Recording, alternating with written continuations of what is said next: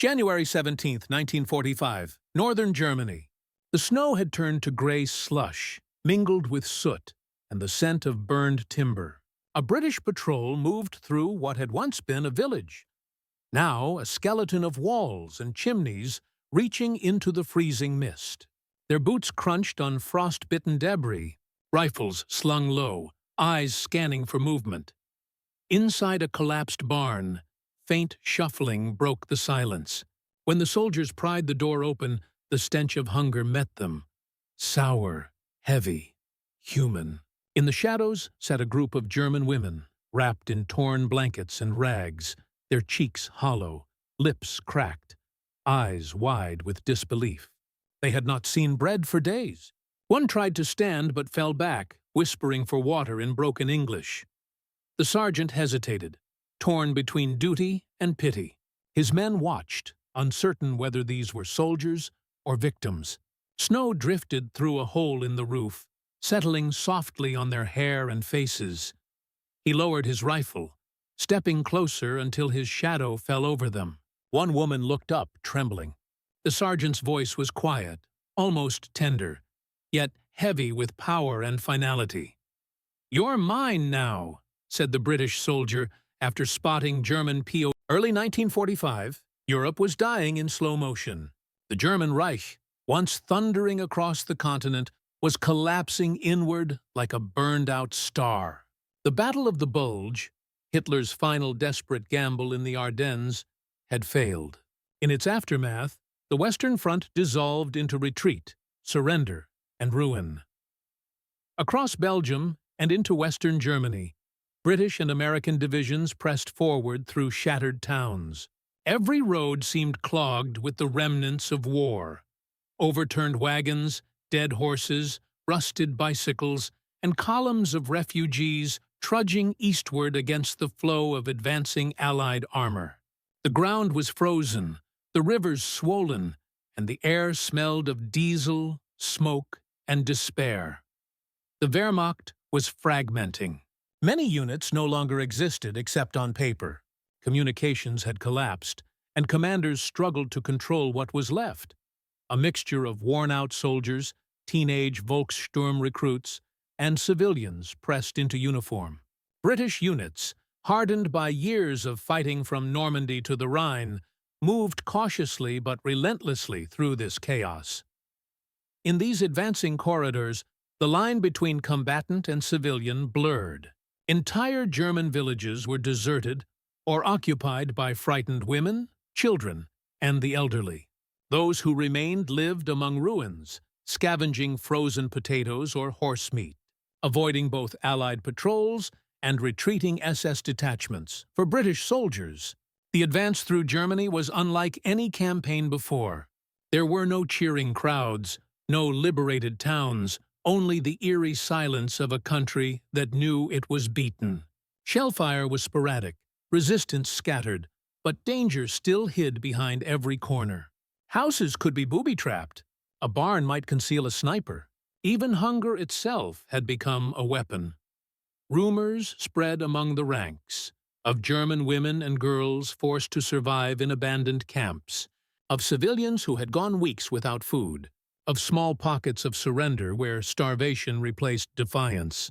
In official reports, these encounters were labeled as enemy personnel detained or civilian groups secured.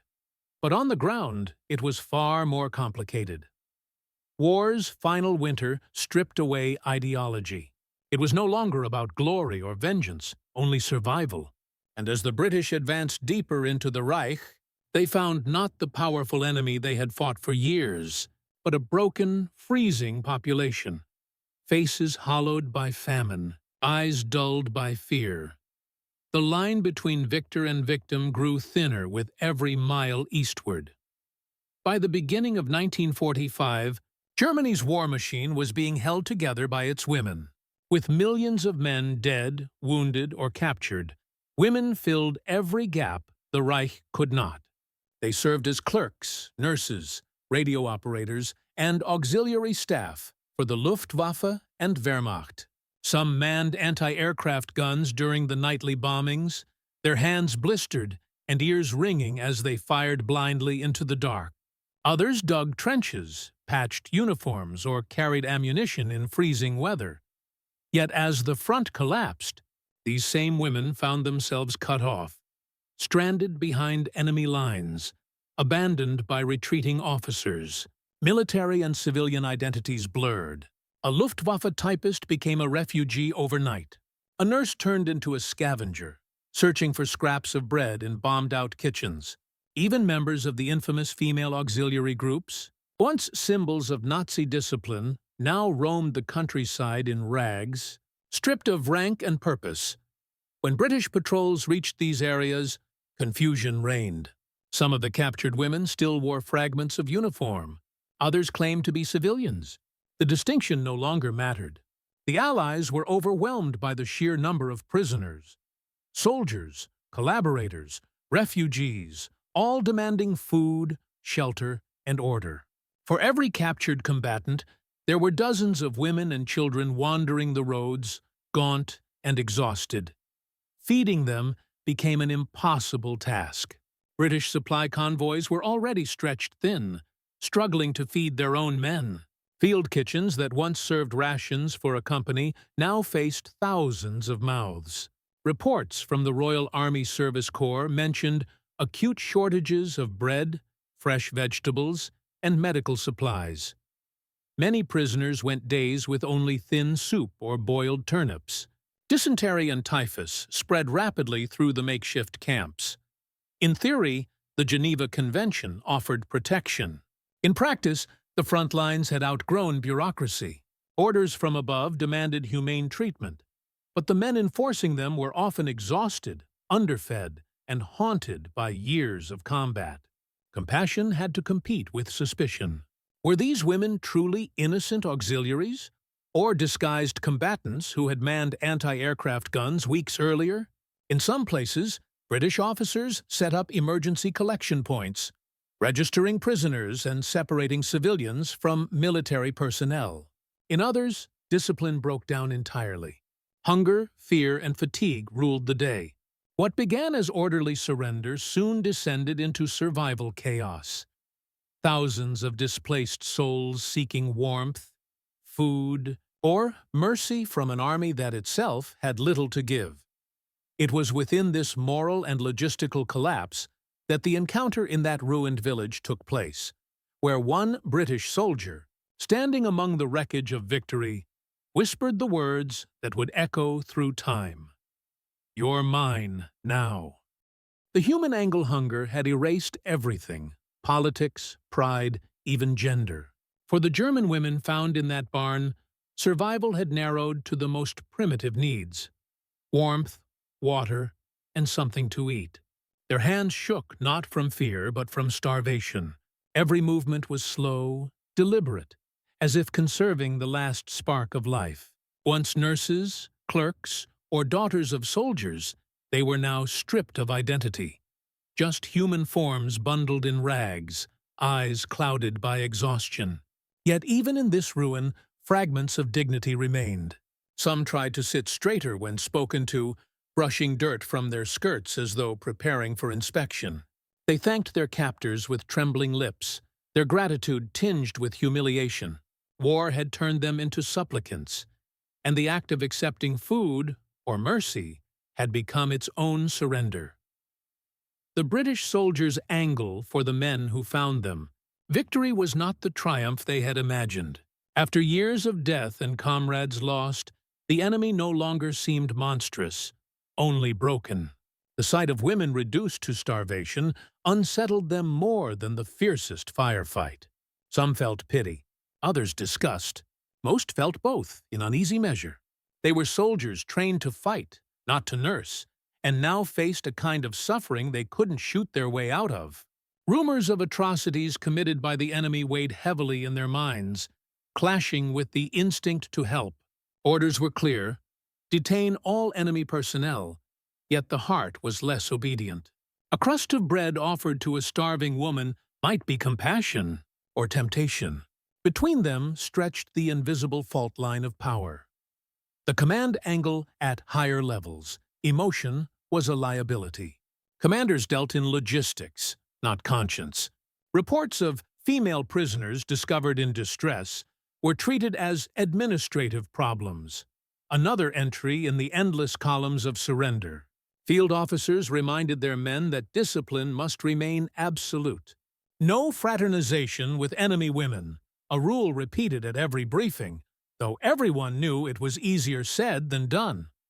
The British Army prided itself on order, yet in the ruins of Germany, order itself was disintegrating. Senior officers faced impossible choices: feed the prisoners or conserve rations for their own troops, enforce strict detachment or allow small gestures of humanity. Each decision carried its own cost. Compassion risked disorder. Strictness risked the loss of humanity altogether. By nightfall, the paperwork and the preaching would fade, leaving only the men on the ground and the silent women before them, waiting to see what kind of mercy victory would bring. The technological, captivity, logistical angle war, in its closing months, was as much a crisis of supply as of spirit. Every Allied truck that crossed into Germany carried a double burden, sustaining its own soldiers while inheriting the starvation left behind. Rations were measured by the ounce, fuel by the gallon, and compassion by what could be spared after both. The British Army, organized to fight a mechanized war, now found itself running an improvised humanitarian operation. Prisoner intake points overflowed. Thousands arrived daily. Wounded men, frightened teenagers, and women in tattered uniforms, all requiring food, shelter, and medical care. Field kitchens that once served battalions now boiled thin soup for entire columns of prisoners. Paperwork struggled to keep pace. Lists, tallies, transport schedules, even the Red Cross convoys were overwhelmed, their ledgers smudged with mud and frost. What had once been a well-oiled military system groaned under the weight of human misery.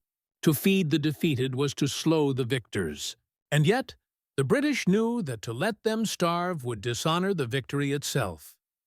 The psychological angle years of war had hardened minds into armor. Soldiers had witnessed too much. Bombed cities, mutilated comrades, columns of refugees marching through snow. Compassion had been cauterized. When they encountered starving German women, most could barely process it. It didn't fit the image of the enemy they had fought since Normandy. Pity came, but so did resentment. In private, some soldiers confessed unease. "It's strange," one corporal wrote home, "seeing them so frail. We hated them once. Now they look like ghosts." Others refused to feel at all, insisting that the Germans were only tasting the suffering they had inflicted on others. Between guilt and justification, empathy flickered like a dying flame. The moral angle war had taught obedience, not ethics.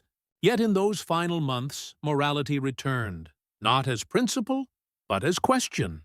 What did victory mean when it reduced both sides to hunger and silence? The British soldier who whispered, "You're mine now," may not have meant ownership, perhaps only authority, or perhaps something darker, born from fatigue and confusion. In that moment, the hierarchy of war, victor and vanquished, collapsed into something painfully human. Commanders would later record these encounters in sterile language, omitting the shame, the mercy, the longing that haunted them. But history, stripped of paperwork, is lived through eyes and gestures. Each encounter in the ruins of Germany became its own moral trial, fought not with weapons, but with will. The war was ending, but humanity was still learning how to begin. The patrol halted at the edge of the ruined village. Smoke curled from a half-collapsed roof, and somewhere in the distance, a cow lowed weakly, the last sound of life in a dead place. Sergeant William Haynes, 32, Yorkshire-born, raised a gloved hand. His men froze. The snow underfoot had turned to sludge, streaked with ash and blood. Then came the sound again. Not gunfire, but movement. Soft, hesitant. They advanced, rifles ready. Behind the barn door, the noise stopped altogether. Haynes signaled Private Carter forward. The young soldier pushed the door open with his boot. Inside, the darkness moved. A dozen figures huddled in the straw, blanketed in torn coats and blankets, faces pale as the frost outside. Women, German, unmistakably. One lifted her head, the eyes hollow, cheeks sunken, lips gray.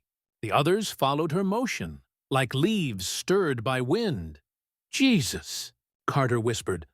"They're just girls!" The sergeant lowered his weapon but did not step closer. He'd seen plenty of death, but this was different. Not enemy soldiers, not civilians, something in between. A woman tried to rise, stumbled, and caught herself on her hands. Her breath came in shallow gasps, visible in the cold. "Bitte, Wasser," she whispered. "Bitte." Haynes swallowed. His canteen was nearly empty, but he handed it over anyway. She drank as if afraid it might vanish. Around her, the others watched, too weak to speak. "Report to command?" Carter asked quietly. Haynes nodded, though his eyes stayed on the women. "They'll be processed. Moved to camp, I suppose?" "Processed," Carter repeated, the word sounding mechanical. "Wrong."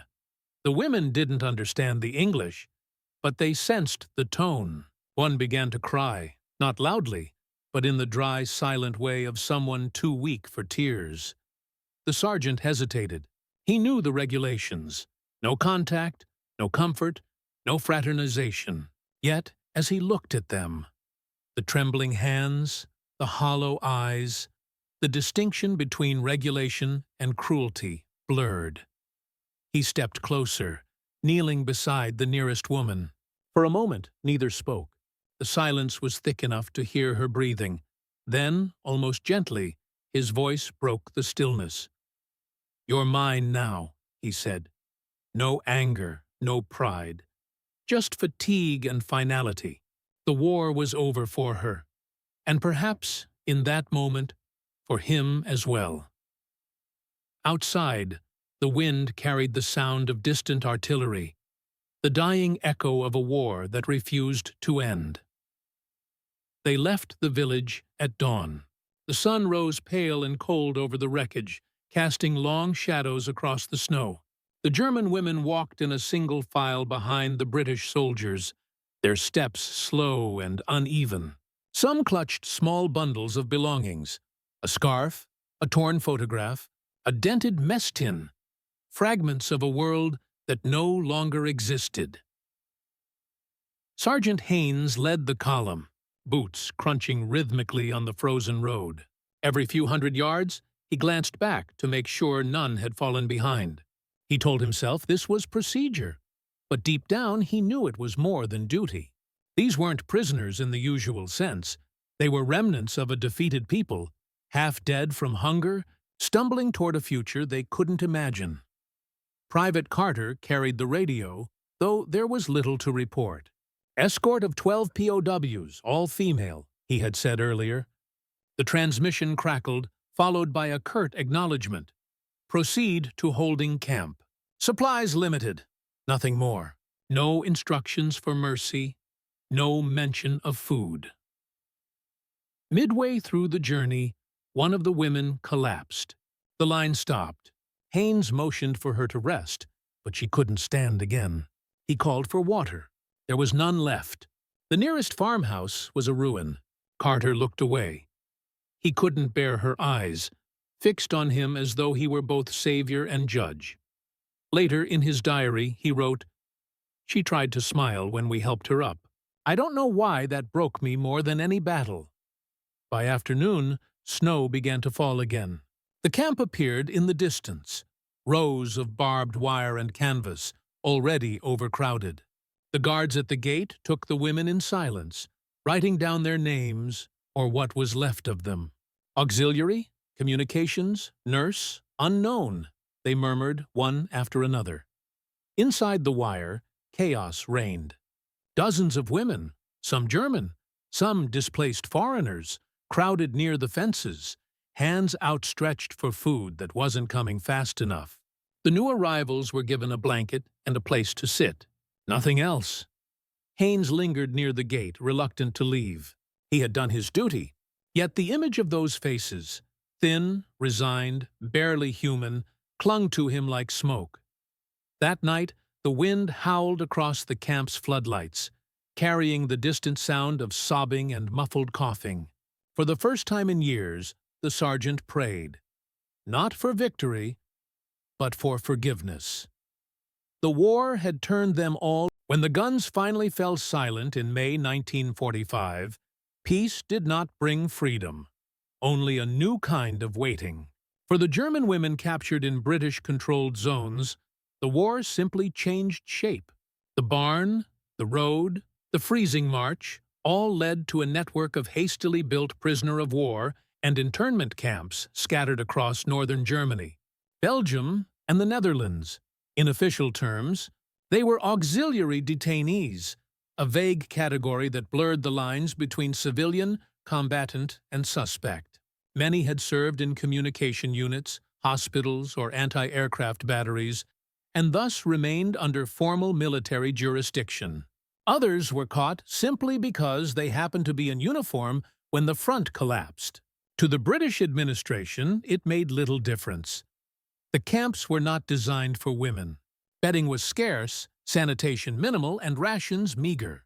In one report from 1945, an officer recorded that female prisoners suffer from acute malnutrition, compounded by dysentery and frostbite.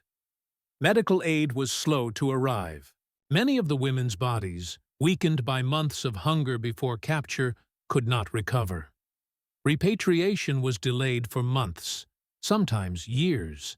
With Germany's infrastructure destroyed, trains were few and fuel scarcer still. Each returning group required clearance from multiple Allied commands, background checks, and interrogations for possible Nazi involvement. The process was mechanical, endless. Numbers on lists, names on fading documents. Interrogations were brief, often perfunctory. British officers asked the same questions again and again. Where did you serve? Under whose command? Were you a member of the party? Most of the women answered truthfully, some with pride, others with exhaustion. Many denied affiliation altogether, fearing it would prolong their detention. For the interrogators, it mattered less than paperwork suggested. The war was over, but the fear of what might still linger drove every decision. As 1946 began, many of the surviving prisoners were quietly released. They returned to towns reduced to rubble, families scattered, homes occupied. Some found work with Allied reconstruction teams. Others vanished into the anonymity of post-war hunger and shame. There were no medals, no welcomes, only silence. In British records, their story ended with a single line. All female POWs processed and repatriated as of August 1946. But for those who had lived it, captivity never truly ended. It had merely changed its name. For the British soldiers, the war's end was meant to be a clean break, a return to home, to families, to normal life. But the images from that winter followed them long after the parades and medals were over. The memory of hollow faces in the snow, of trembling hands clutching canteens, lingered in dreams and in silence. Sergeant Haynes returned to Yorkshire later that year. He took up work as a postman, married, had children. Yet his letters to former comrades revealed an unease that never left him. "We were victors," he wrote in 1947, "but it didn't feel like victory. I still see them when the nights are quiet. Those women, the ones who looked at us as if we were gods and devils both." For many veterans, guilt mixed with justification. Some told themselves it had been mercy, that to feed, guard, or even command those women was a form of protection. Others buried the memories beneath routine and drink, unwilling to admit how war had stripped away their sense of moral direction. Officially, they had followed orders. Unofficially, they had been witnesses to something neither noble nor criminal, just painfully human. Publicly, the story faded almost immediately. In post-war Britain, attention turned toward rebuilding cities and mourning the nation's own losses. There was little appetite for remembering German suffering, especially that of women once seen as symbols of the enemy's fanaticism. The few reports that mention female POWs describe them only as processed personnel, their individual stories erased by administrative language. Archives buried the details under layers of routine paperwork. Only decades later would researchers stumble upon the forgotten files, faded photographs, ration logs, and interrogation sheets. In one, a handwritten note read simply, "Group of 12 females, captured near Bremen, malnourished, unarmed. No names, no fates, no acknowledgement beyond those 4 words." For the women who survived, memory became a private burden. Few spoke of captivity. In post-war Germany, shame silenced them. In Britain, in the end, war does not end with silence. It ends with hunger. Not just the hunger for food, but for meaning, forgiveness, and the simple right to feel human again. The story of those German women and the British soldiers who found them belongs to that quiet place history rarely visits, where victory and mercy overlap, and neither feels clean. The uniforms, the flags, the commands, all dissolved in the cold air of that winter morning, leaving only people stripped bare of purpose. Hunger had made them equal in a way peace never could. The conqueror and the conquered stood facing each other, both emptied by the same exhaustion. The soldier's whisper, "You're mine now," was not just possession. It was acknowledgement that in war, even the powerful become prisoners of what they've done and what they've seen. Empires would celebrate triumph. Governments would draw new borders, but the true front line was always inside, where compassion wrestled with obedience, and memory outlasted orders. History records the battles and the treaties. It rarely records the eyes of those who looked at each other across the ruins and saw, for one fleeting moment, what humanity costs to win.